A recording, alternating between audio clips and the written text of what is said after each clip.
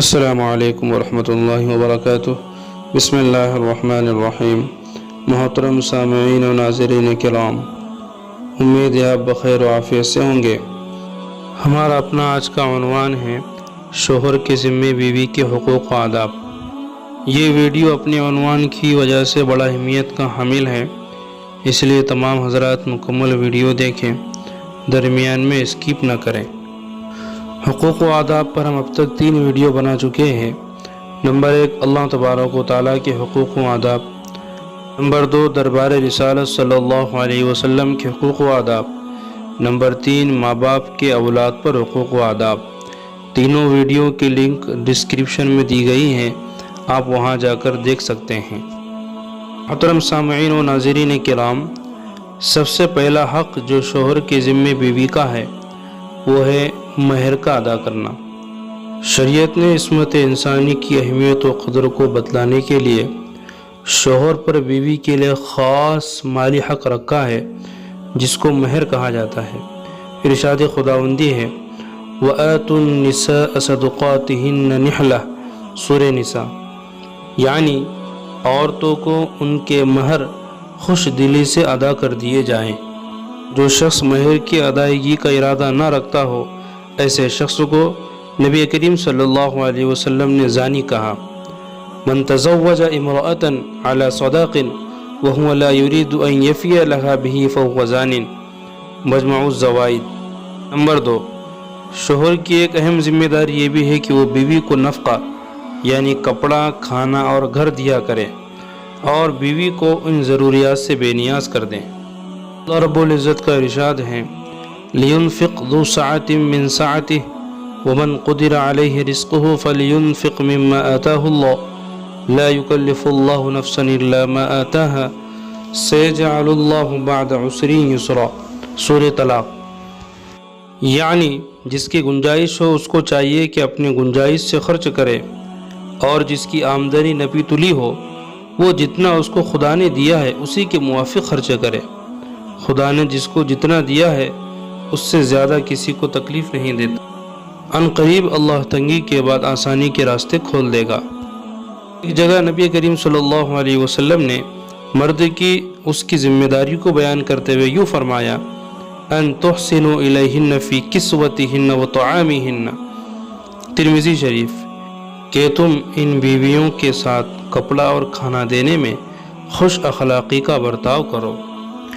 حق نمبر 3 بیوی کے حق زوجیت کی ادائیگی میں کوتاہی نہ کرنا، کہ اسلام نے اس کی اجازت نہیں دی کہ عورتوں کی حق تلفی کر کے اپنے آپ کو عبادات میں مصروف رکھا جائے، کہ دن رات عورت سے علیحدہ رہ کر نماز روزوں میں لگے رہیں۔ بعض صحابہ کے بارے میں ہیں کہ وہ پوری رات عبادت میں گزار دیتے تھے، حق زوجیت کی ادائیگی کے لیے ان کے پاس وقت نہ تھا۔ ایسے ہی لوگوں کو مخاطب کر کے نبی کریم صلی اللہ علیہ وسلم نے فرمایا فَلَا تَفْعَلْ صُمْ وَأَفْطِرْ وَنَمْ فَإِنَّ لِجَسَدِكَ عَلَيْكَ حَقًّا وَإِنَّ لِعَيْنِكَ عَلَيْكَ حَقًّا وَإِنَّ لِزَوْجِكَ عَلَيْكَ حَقًّا، کہ یعنی اس طرح نہ کرو، روزہ بھی رکھو، افطار بھی کرو، عبادت بھی کرو، سو بھی جاؤ، کیونکہ تم پر تمہارے جسم کا بھی حق ہے، تمہاری آنکھ کا بھی حق ہے، اور تم پر تمہارے بیوی کا بھی حق ہے، بخاری شریف۔ حق نمبر 4 مہینے سے زیادہ بیوی سے علیحدہ نہ رہیں۔ شوہر کو چاہیے کہ بیوی سے 4 مہینے سے زیادہ دور نہ رہیں۔ کنز العمال میں ہے کہ حضرت عمر رضی اللہ عنہ نے ایک فوج کے کمانڈر کو یہ تحریر بھیجی اللہ تحبس الجیوش فوق 4 اشہر، کہ لشکر کو 4 مہینے سے زیادہ روک کر نہ رکھا جائے۔ حق نمبر 5 بیوی کو اس کے اپنے والدین سے ملنے سے نہ روکا جائے۔ ہر ہفتے میں ان کو 1 مرتبہ ملنے کی اجازت ہے، اور دیگر محارم کو 1 سال میں 1 مرتبہ سے زیادہ ملنے کی اجازت نہیں۔ رد المختار میں ہے وَلَا يَمْنَعُهُمَا مِنَ الدُّخُولِ عَلَيْهَا فِي كُلِّ جُمُعَةٍ وَفِي غَيْرِهِمَا مِنَ الْمَحَارِمِ فِي كُلِّ سَنَةٍ لَهَا الْخُرُوجُ وَلَهُمُ الدُّخُولُ۔ حق نمبر 7 بیوی سے محبت کا اظہار کریں۔ حضرت عائشہ رضی اللہ عنہا فرماتی ہیں کہ نبی کریم صلی اللہ علیہ وسلم پیالہ لے کر اس جگہ سے پانی پیتے جہاں سے میں نے پانی پیا ہوتا۔ حدیث کے الفاظ ہے وَيَضَعُ فَمَهُ حَيْثُ وَضَعْتُ فَمِي فِي الْقَدَحِ، نسائی شریف۔ حق نمبر 8، بیوی کے اچھے کاموں کی تعریف کریں۔ ما عاب رسول اللہ صلی اللہ علیہ وسلم طعاما قط ان اشتہاہ اکلہ وان کرہہ ترکہ، بخاری شریف۔ کہ نبی کریم صلی اللہ علیہ وسلم کے سامنے جب کھانا آتا، اگر کھانا ناپسند ہوتا تو آپ خاموش رہتے اور آپ کھانا تناول نہ فرماتے، مگر زبان سے بھی کچھ نہ کہتے، لیکن اگر کھانا اچھا ہوتا تو آپ صلی اللہ علیہ وسلم فرماتے کھانا اچھا ہے۔ حق نمبر 9، بیوی کے عزیز و اقارب سے بے التفاتی نہ برتے، بیوی کی طرح ان کے اہل خانہ سے بھی محبت رکھے۔ بخاری شریف کی حدیث ہے كأنه لم يكن في الدنيا امرأة إلا خديجة إنها كانت وكان له منها ولد۔ حضرت عائشہ رضی اللہ عنہ فرماتی ہیں کہ مجھے حضرت خدیجہ رضی اللہ عنہ پر غیرت آتی تھی، حالانکہ میں نے انہیں دیکھا بھی نہیں تھا، اس لیے کہ رسول اللہ صلی اللہ علیہ وسلم ان کا کثرت سے ذکر کیا کرتے تھے۔ کبھی بکری ذبح فرماتے تو اس کا گوشت حضرت خدیجہ رضی اللہ عنہ کے سہیلیوں میں بھیجا کرتے تھے۔ بعض مرتبہ میں نے کہا کیا دنیا میں خدیجہ کے علاوہ کوئی عورت نہیں ہے؟ تو رسول اللہ صلی اللہ علیہ وسلم فرماتے ان کا مقام اونچا ہے اور ان سے اللہ تعالیٰ نے مجھے اولاد عطا فرمائی ہے۔ حق نمبر 10، بیوی کے ساتھ وقت گزاری کرے۔ خوشگوار زندگی کے لیے یہ اصول بڑا ہی اہمیت کا حامل ہیں۔ قرآن مجید میں 3 چیزیں باعث سکون بتلائی گئی ہیں۔ ایک، بیوی شوہر کے لیے سکون کا باعث ہوتی ہے۔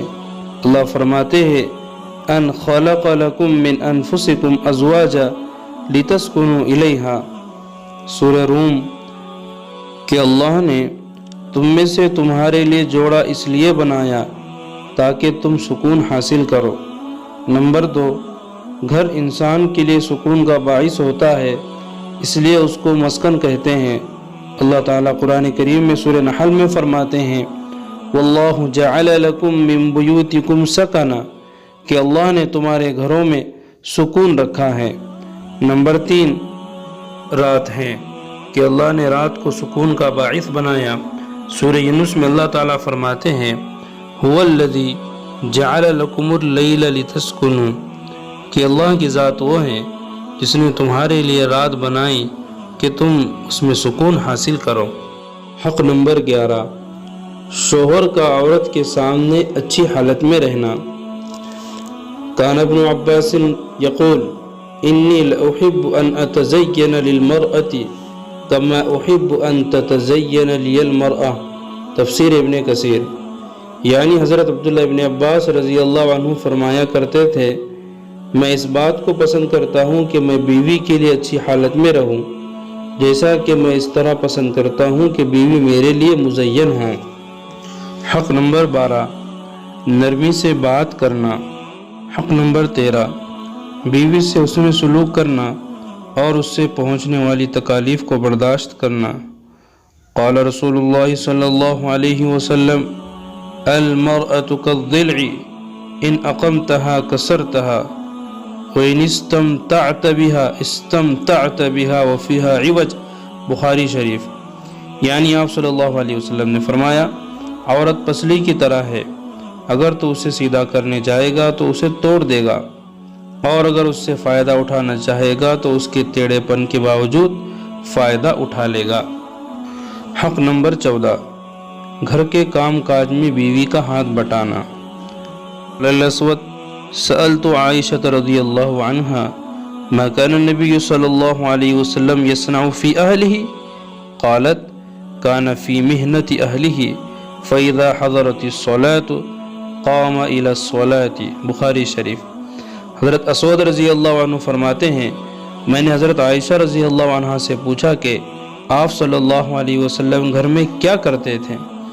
تو فرمایا وہ گھر کے کام کاج میں مشغول رہتے، اور جب نماز کا وقت آ جاتا تو نماز کے لیے کھڑے ہو جاتے۔ حق نمبر 15، ایک سے زیادہ بیوی ہونے کی شکل میں تمام بیویوں میں برابری رکھنا۔ قال اللہ تعالی وَلَن تَسْتَطِيعُوا أَن تَعْدِلُوا بَيْنَ النِّسَاءِ وَلَوْ حَرَصْتُمْ فَلَا تَمِيلُوا كُلَّ الْمَيْلِ فَتَذَرُوهَا كَالْمُعَلَّقَةِ۔ سورہ نساء۔